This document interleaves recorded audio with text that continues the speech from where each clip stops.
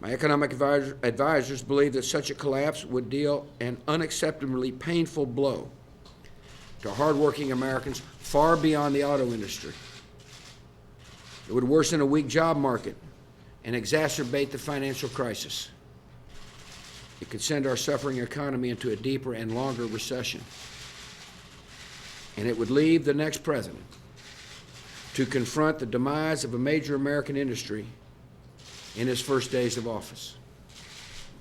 A more responsible option is to give the auto companies an incentive to restructure outside of bankruptcy and a brief window in which to do it.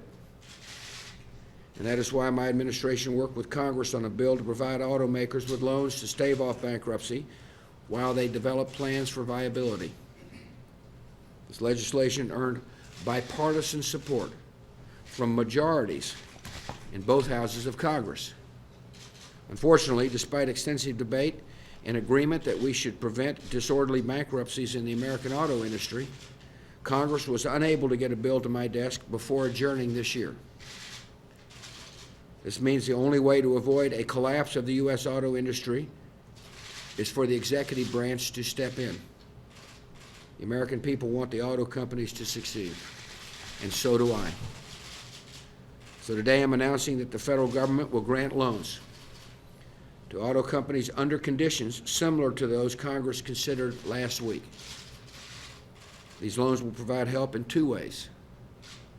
First, they will give automakers 3 months to put in place plans to restructure into viable companies, which we believe they are capable of doing.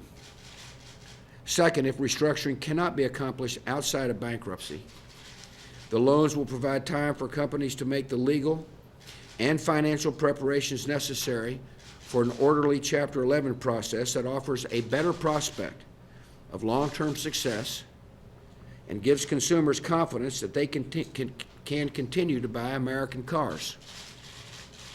Because Congress failed to make funds available for these loans, the plan I'm announcing today will be drawn from the financial rescue package Congress approved earlier this fall.